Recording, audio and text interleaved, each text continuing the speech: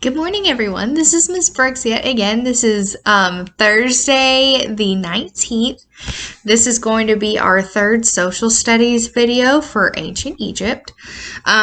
If you guys haven't gotten done with the previous slides or the previous sheets that I gave you for social studies, we need to get those done first. So go ahead, if you haven't gotten them done, go back on my previous videos and go get those done. If you're getting confused on what to do for those social studies slides, then let me go through with you what you should have done already. So on day 1, which was Tuesday when you first got the packet, you should have done the vocabulary. It's just 4 of those. You can cut them out or you can rewrite them. Does not matter to me. The question and answers, you should have gotten those done. Those have to deal with the Rosetta Stone. And you should have done the hieroglyphics. Should have gotten done with the hieroglyphics. Now, for, what was it? Yesterday, Wednesday's video, Wednesday's assignment, you should have done the I wonder. Now, this I wanted in full sentences or question. Okay, some of you already know what it is, but we're still going to continue forth with that. And you should have done the inventions page.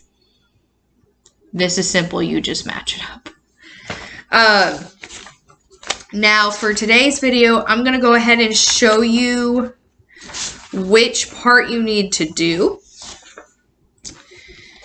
There it is. You need to have this one done. Okay, because this tells you a lot about the different ancient Egyptian artifacts and symbols. So these will become extremely important, and I will tell you why in this video. So we should have this done by the end of today. Now, back into ancient Egypt. So what we need to do is go ahead and talk about some of the symbols, review. The other day we went through inventions. So we went through the sundial and how important was that. Found in the Valley of the Kings, the first sundial we've ever seen, and how we can relate myth with natural occurrences such as the clock and timing, 365 days a year, how they did paper and ink. But today we're going to do more so symbols and artifacts and how those were important in ancient Egyptian culture. We also talked about some of the pyramids yesterday in yesterday's video, and I want to show you this before we get into it. In your packet of everything, you should have gotten this, which is talking pyramids. So you make your own Great Pyramid out of paper, and you can see the symbols on the side. Really what you do is you cut it out, you piece it together, you can color it beforehand. Send me a picture. Send me a picture. I want to see you do this. I want to see it. If you see it, you might get extra credit. Just saying. I think it's really cute too. You can go through and do the little symbols, put your name on the bottom. I just kind of like this. I like the origami type of activities. Anyway, back into symbols and artifacts. This video shouldn't be that long, because let me just say by the end of the symbols and artifacts, I might go ahead and show you where they're all at. So there's no excuse for you not to get this done, because I'm going to show you. And there's even pictures. If you have your notes, if you have your notes, you will know what everything is, okay? Now, some of them are a little hard to pronounce, I will say that. I am going to try my best to pronounce them. I've tried really, really hard. Ancient Egyptian is really hard to pronounce sometimes.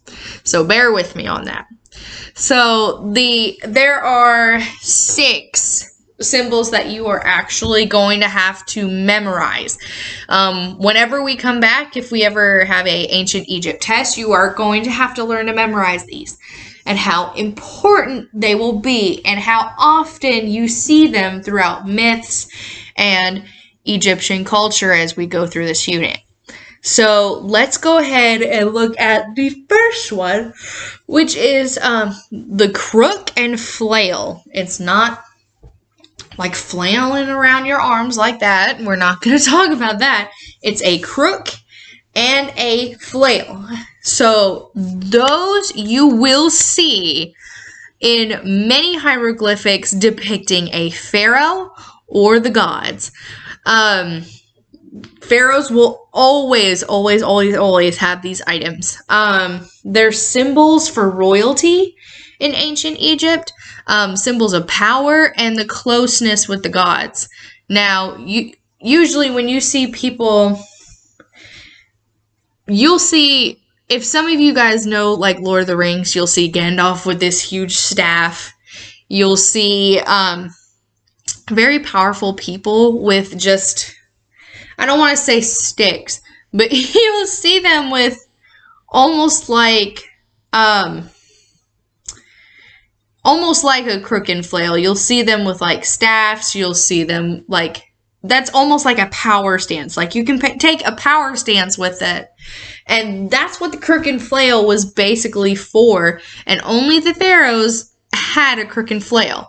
Obviously, the gods, you could say they had a crook and flail for each one, but really, the ancient Egyptian gods were myth. The pharaohs were real.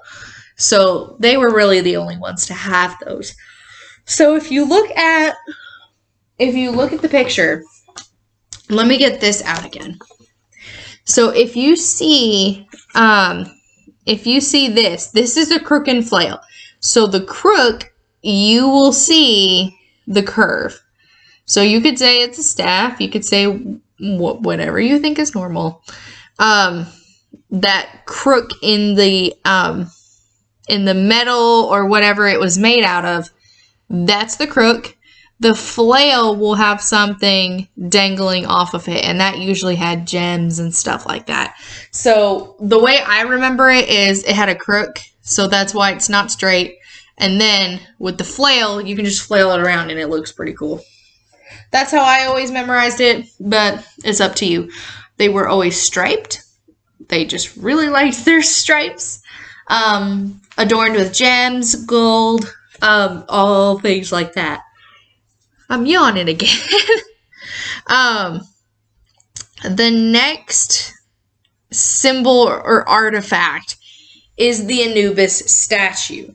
Now, some of you guys have seen Anubis or have heard of Anubis. Anubis was the god of embalming and transfer into the afterlife. So Anubis was probably one of the most popular Egyptian gods of all time. He has a head of a jackal or a dog, essentially.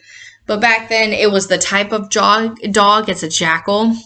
You'll see in the picture too that jackals just have they have really narrow faces, long faces, and stuck up ears.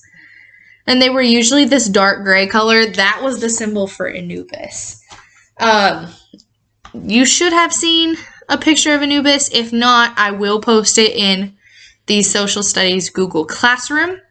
But when I say that Anubis was the god of embalming, they believed that he oversaw the mummification process to make sure it was properly done. Obviously, this is myth. But that's what they believed. And I'm putting so much emphasis on their belief of the afterlife and what happened after you die in this world. You were just transferred into an immortal world. If you were chosen to do so, then everything's all good and done. But Anubis was the one to oversee. If you don't know what embalming is, it is, again, essentially the mummification process, like preserving the body to make sure it looks okay. If you've ever seen a mummy before, I know my homeroom class, I showed a picture of King Tut's mummy. So, if one of my students, like, you can tell it's a body. And you can, like, usually, if there's a body that's been decomposing for over 3,000 years, you're just going to be bone, or the bone's just not even there. The bone is still there. Some of the skin is still there. That's how incredible their mummification process was and their embalming process. We will get more into that next week as we go into mummification, because it will take a while to go through the process and everything. And again, Anubis oversaw all of that. So he would have a human body, but with a jackal head. Some of you guys really think Anubis looked really cool when you saw him, but I will post pictures in Google Classroom for you. The sarcophagus. Now, some people are like, well, it's just a coffin. The big significance of a sarcophagus is that it's not just a coffin. It's not you just put the body in there and you're done. They purposely made each sarcophagus look like that person. Now, if you look at a sarcophagus, there's a picture in your notes right there. So you'll see that is a person. Like, you'll see that looks like a person. Obviously, this would be a pharaoh because of the crook and the flail that they have. The fancy headdress. The makeup. Yes, they wore makeup. Not like James Charles or whatever we have now, but still makeup. And it was basically, it looked like a person. And the big thing was, it was adorned in gold and many riches. So, I mean, that thing is worth a lot of money to begin with. The significance of that is, again, because of their process of transferring to, I don't know why I'm sleepy. I've been up all night, probably. Their process of going to the afterlife. It's obviously like, well, they have to know what this person looks like. So here, we're going to make the coffin or the sarcophagus look like whoever's inside it. And they custom made these sarcophaguses to be the size required to fit that body in. So if, say, King Tut, of course, he was a lot younger than some of the other pharaohs that were obviously much older. So King Tut's sarcophagus is smaller to fit his body, whereas the other ones were just longer. So they would tailor each and every sarcophagus. So that's really interesting to note, too. So we got the sarcophagus down. They were also for nobles. Now, nobles, obviously not as popular, but the pharaohs, they were adorned with more gold and jewels and everything. So just know that it wasn't the pharaoh. It wasn't just the pharaohs who had sarcophaguses. It was the nobles as well, like the higher end of the pyramid, the hierarchy, the top part. Those people, those rich people, got some. The next one is obviously my favorite symbol, and you will see this many times. And you guys have probably already seen it. It kind of looks like a cross. You can kind of relate it to that, but it has a circle on top for it to be held. This is an Ankh. Now, it's spelled out A-N-K-H. It's not Ankh. It's not Ankh. It's Ankh. And that's how the Egyptians pronounce it. Still pronounce it like that. The Ankh is a symbol and representation of life and life after death. I have said that many times because you will always see it in ancient Egypt. And all of their symbols, all of their hieroglyphs, all of their depictions of pharaohs, Anubis especially. Anubis will always have one. Even Sobek has one. Even Ra, Akhman Ra. All of those famous figures or gods or goddesses will have an Ankh. Because, again, life after death was the big thing with the Egyptians. If there's one thing you take from ancient Egypt and what we learn, it is life after death. That was just their whole life, basically. It's like you lived this life, you died, and you went into a different life with the gods that you were completely immortal now. And that kind of relates a little bit to how Christianity works a little bit. Because you go to heaven and all that kind of stuff. So, making connections. Ankh. Depictions of the gods, we'll have them with the symbol every single one. Every single time you will see that. I'm going to leave the Canopic jars for last just because those are the little, that gets into the mummification process as well. And it is a little complicated and a little freaky.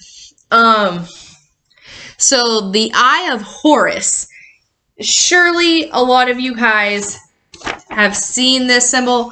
I'm using this depiction just because I know you guys have seen that before. Just the Egyptian eye in general. That is the Eye of Horus. You might also see it as this with a ton of gold, and here's the eye.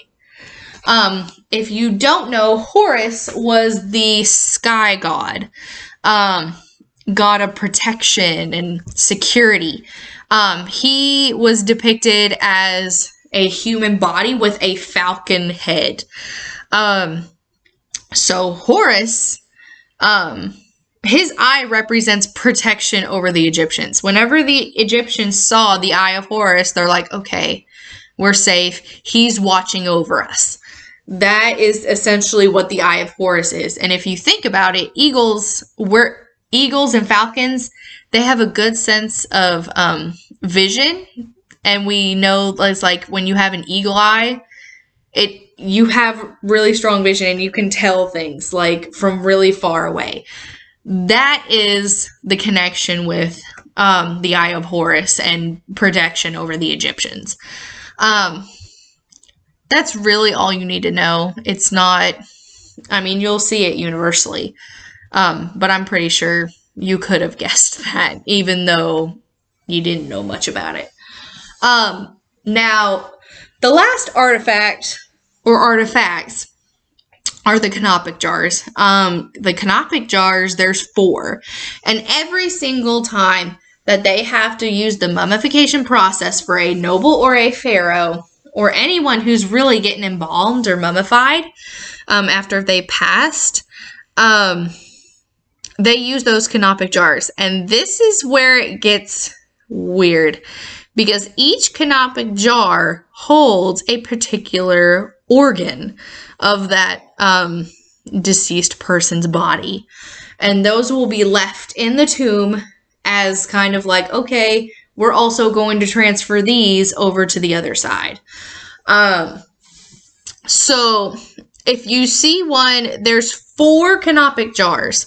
I know in the slides they only show 2, but I'll get to those in a second. So the first one is Emcity. Emcity is the human head canopic jar. That one houses the liver. Okay. Again, very weird. The next one is not shown on here, but it is shown in your notes. This name is really hard to pronounce. Cabecenif. He has the falcon head, almost very similar to Horus.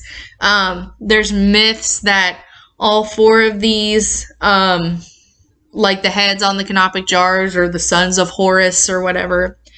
The falcon head, it houses the intestines. Weird. Again, it just gets weirder. The third one has the head of a baboon. This one's really funny because the name of that one is Happy. H-A-P-Y. It's Happy. And that houses the lungs. And Duamatef is the last one. And that one's also depicted. It has the jackal head. And that one houses the stomach.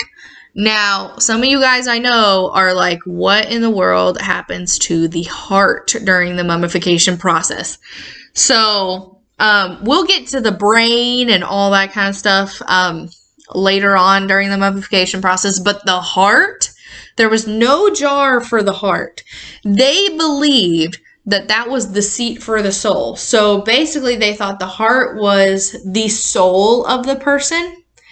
And that needed to be left in the body to transfer the entire body over.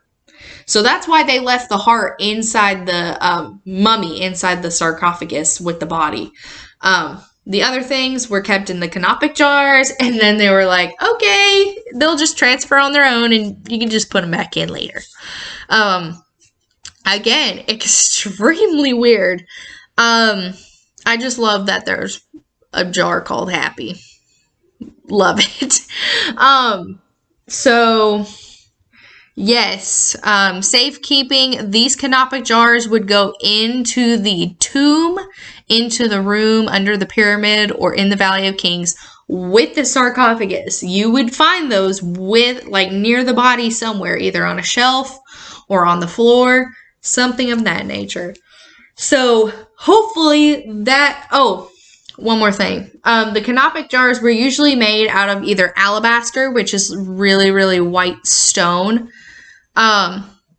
calcite, which is another whitish stone, made of calcium, and, or limestone. Limestone was the same thing they used for the, pyramids themselves, the pyramid blocks.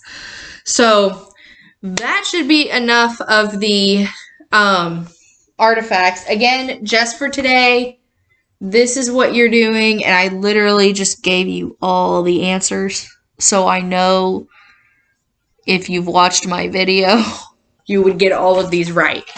Another thing too, I really, really, really want to see you guys try this just on your own. With the pyramid, just make your own pyramid. Send me a picture. I wanna see what you guys get creative with this. All right. So the next day's video is Friday's video. So make sure you're getting prepared and you're getting these assignments done. And wash your hands. All right, guys. See ya.